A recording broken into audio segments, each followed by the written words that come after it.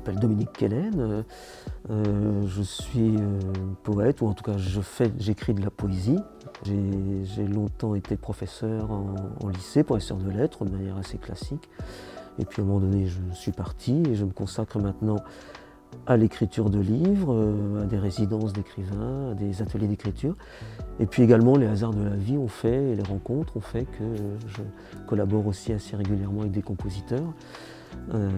D'ailleurs, avant-hier, j'étais à l'Opéra de Nancy pour une création. Donc voilà, j'écris de la poésie et j'écris des livrets pour des compositeurs. Voilà mon activité. La chose peut-être la plus importante pour moi, c'est la forme, alors sans dire spécialement laquelle, la question de la forme. Webern, puisque je parlais de musique, un grand compositeur, a dit « Vivre, c'est défendre une forme ». Je pense que, c'est-à-dire que je ne commence jamais un livre, ou je n'arrive jamais vraiment à le commencer, avant que j'ai bien compris quelle forme il pouvait avoir, une forme au sens vraiment tout à fait simple. Par exemple, est-ce que ça serait écrit en prose ou en vers, combien est-ce qu'il y aura de parties, est-ce que ce sera un livre bref ou long, etc. Enfin bref, c'est des questions de forme très très simples comme ça. Mais ce n'est pas la question du thème ou du sujet, je n'ai jamais de thème ou de sujet. Ce qui m'importe, c'est de savoir, un peu comme si c'était plus important pour moi de savoir dans quel verre j'allais boire, plutôt que de savoir quelle boisson était dans le verre. Et donc voilà, la question de la forme, c'est très important.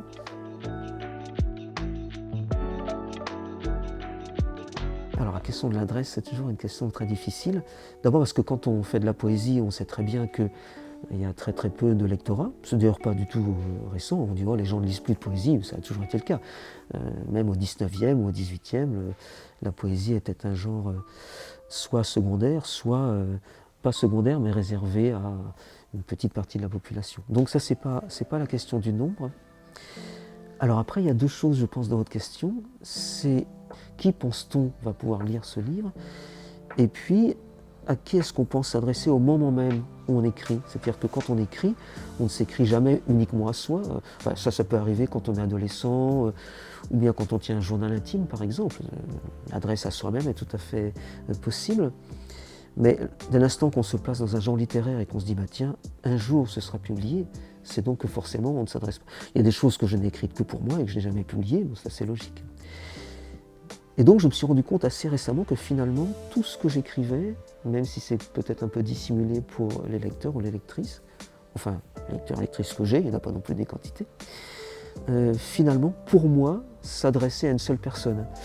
Que je ne vais pas dire là, mais qui est assez reconnaissable quand on lit ce que j'écris et qui tient à des questions d'histoire familiale, etc. Enfin, c'est comme si c'était pour moi une espèce de repère, une personne réelle qui a existé, et dont je me dis, ce que j'écris doit pouvoir être compréhensible par cette personne, même si c'est quelqu'un qui ne lira jamais ce que j'écris.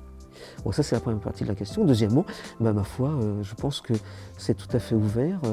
Lorsque j'écris, je me dis, je dois pouvoir être compréhensible par quelqu'un qui ne connaît rien à la poésie, ni même à la littérature, et ou aussi bien fournir des biscuits, si je peux dire, à quelqu'un voilà, qui est extrêmement cultivé et qui se dit tiens, je reconnais là des références ou je ne sais quoi. C'est-à-dire qu'il y a des effets de sens, il y a des niveaux de lecture, et il y en a autant qu'on le veut.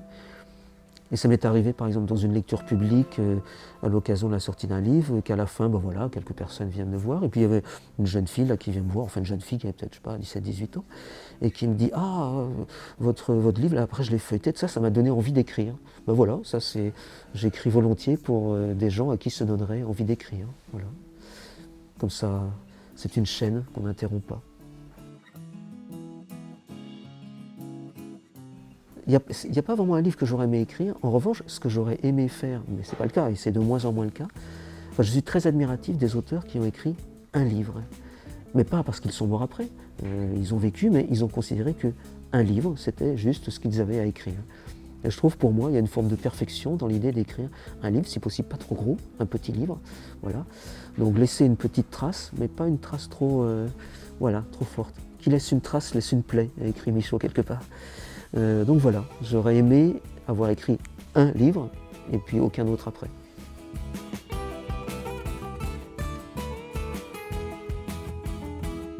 Alors le livre qui m'a posé le plus de difficultés pour justement la question de la forme que j'évoquais, c'est justement un livre que j'ai commencé sans avoir aucune idée de la forme. Donc c'est le livre qui est paru il y a 3 ans, qui s'intitule la gestion des espaces communs, parce qu'en fait j'étais dans un moment où, voilà, ça peut arriver, il y a des moments où on est un peu vide comme ça, non pas que ça aille spécialement mal, mais simplement on se dit qu'est-ce que je pourrais bien écrire maintenant, je n'en ai aucune idée. J'étais dans cet état, et puis comme j'avais été accepté dans une résidence, j'étais tenu d'écrire, puisque voilà, on est là pour ça. Et je me suis dit, je vais essayer d'écrire chaque jour un petit peu, mais je n'avais aucune forme. J'écrivais pas ni de la poésie en vers, ni quoi que ce soit. Je me disais, bon, je vais essayer chaque jour d'écrire un petit paragraphe, et puis on verra bien si à un moment donné, ça finit par ressembler à quelque chose. Et donc voilà, j'ai des difficultés parce que pendant très, très longtemps, je faisais des petits paragraphes, là, tous les jours, un paragraphe, ou 2 parfois, mais je ne voyais pas que ça pouvait s'assembler d'aucune manière. Et puis à un moment donné, par la force de la répétition, de revenir sans cesse chaque jour là-dessus, il y a comme des lignes qui ont fini par se décider, et puis tout ça s'est un petit peu tissé, voilà. Mais c'est un livre que j'ai pensé abandonner à bien des reprises. Et alors ce qui était dur ensuite, c'est justement d'organiser tout ça, puisque je me retrouvais avec une espèce de paquet de mots, de paquets de petits paragraphes.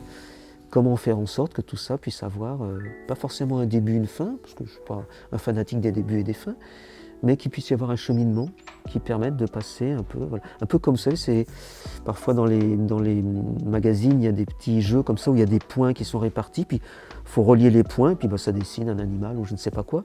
Moi, il fallait que je trouve dans quel ordre mettre les points pour qu'on puisse les relier et que ça puisse désigner un chemin, un cheminement quelconque. Et quand j'ai eu fini, j'étais là aussi bien soulagé d'avoir terminé. Voilà. Il n'y a pas de livre dont je sois fier, en ce sens où la fierté, c'est pas quelque chose qui m'intéresse beaucoup. En même temps, à l'inverse, je m'intéresse beaucoup à la honte, pour différentes raisons. Et notamment, il y a un auteur qui s'appelle Jean-Claude Martin, qui a écrit un livre magnifique qui s'appelle Le livre des hontes. Et en littérature, c'est intéressant la honte, parce que souvent on écrit parce qu'on n'est pas satisfait de quelque chose, ou de soi-même, ou de quelque chose d'extérieur. Et donc écrire, c'est une forme d'exutoire, ce qu'on connaît très bien. Je parlais des gens qui écrivent quand ils sont adolescents, c'est ce qu'on fait très souvent.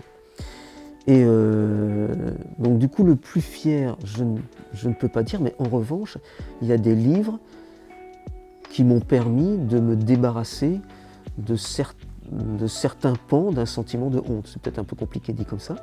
Et donc, par déduction, peut-être que je peux en être fier. Mais il n'y a jamais de livre dont je sois fier, il y a des livres dont je suis soulagé de les avoir terminés.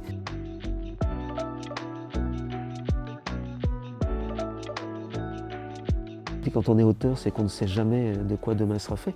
D'une part, parce qu'on ne sait jamais si on va gagner sa vie, tout simplement. Et puis d'autre part, on ne sait pas non plus si on a écrit quelque chose, si on va trouver un éditeur pour le publier. On ne sait même pas non plus si on va réussir à l'écrire. Il peut arriver qu'on écrive quelque chose et puis arrivé à la moitié, on se rend compte que ça ne tient pas. Ça m'est aussi, je parlais de résidence d'écriture, ça m'est arrivé aussi d'être en résidence. Je me souviens d'une résidence de 2 mois à la Maison de la Poésie de Rennes, et pendant 15 jours, je n'ai pas réussi à écrire du tout. Et je me suis dit, mais peut-être que les 2 mois vont passer, et puis il ne se sera rien passé. Bon, heureusement, ça n'a pas été le cas. J'essaie de maîtriser un tant soit peu le matériau qui est le mien, c'est-à-dire la langue française, mais je ne maîtrise pas le métier, je ne sais pas comment dire, la pratique qui est la mienne, qui est la poésie. Mais d'un autre côté, le bon côté, c'est que, au contraire de ce qu'on pourrait penser, il y a justement, c'est un métier ou une pratique qui engendre beaucoup d'occasions, de rencontres. D'abord, comme ce qu'on est en train de faire là, ou quand on fait des lectures, quand on fait des ateliers d'écriture, etc. Et puis, c'est aussi un métier qui permet de s'ouvrir sur d'autres domaines. Comme je disais, par exemple, je travaille avec des compositeurs, j'ai travaillé avec des dessinateurs, etc., qui sont des domaines dans lesquels je ne connais strictement rien du tout. Surtout que ce sont des compositeurs, de ce qu'on appelle la musique contemporaine, donc qui écrivent des portées où je ne sais même pas comment ça peut se lire. Et ça, c'est intéressant quand on est placé dans une situation où on est un peu comme un Candide, et donc tout ce qui arrive est un cadeau, est une surprise. Donc voilà, c'est l'idée que tout à coup, la vie apporte des choses inattendues.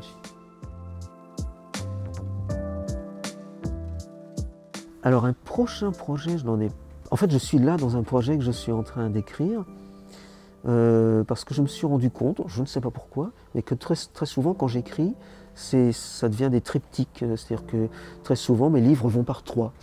Je n'ai aucune, enfin, je n'ai aucune explication à donner, je ne sais pas du tout pourquoi. Et là, j'avais déposé un projet voilà, pour obtenir une aide que j'ai obtenu, voilà, un projet de livre, et je me suis rendu compte, en fait, non, ça ne fera pas un livre. Enfin, je vais le décomposer en 3 livres, et donc j'ai publié déjà le premier, je suis dans le deuxième, et donc le projet, c'est de finir ce deuxième, et puis ensuite d'écrire le troisième. Et en revanche, je n'ai à peu près jamais de projet dans le sens où je me dis, tiens, quand j'aurai fini ce livre-là, je pense que je vais me lancer dans tel... Parce qu'au contraire, c'est plutôt quand je n'ai plus de projet et plus aucune intention, que là je peux commencer à écrire parce que ce n'est pas parasité par une espèce de vouloir qui s'imposerait. Moi, je suis là, voilà, tout seul devant mon écran et je me dis qu'est-ce que je peux faire à partir de ça, comment ça peut commencer. Donc je n'ai pas de projet, si ce n'est finir voilà, celui dans lequel je me trouve. Le livre qui vient de paraître s'intitule Une quantité discrète. Celui dans lequel je suis à la moitié à peu près s'intitulera Ta matière. Et le troisième s'intitulera Paquet neutre, comme ce qui est marqué sur les... Je crois qu'il y a eu ça sur certains paquets de cigarettes, quand il était question de... Ou c'était un projet, je ne sais plus, qu'il n'y ait plus de marque ni quoi que ce soit, afin qu'il n'y ait plus rien d'attractif. Il voulait en faire un paquet neutre, c'est-à-dire... C'est un peu ça pour moi un livre, un paquet neutre, c'est-à-dire voilà, c'est une boîte, c'est un objet, c'est neutre en ce sens où c'est pas dirigé dans un sens ou dans l'autre, c'est au lecteur d'y entrer et puis de voir ce qui se passe entre lui et le texte. Voilà.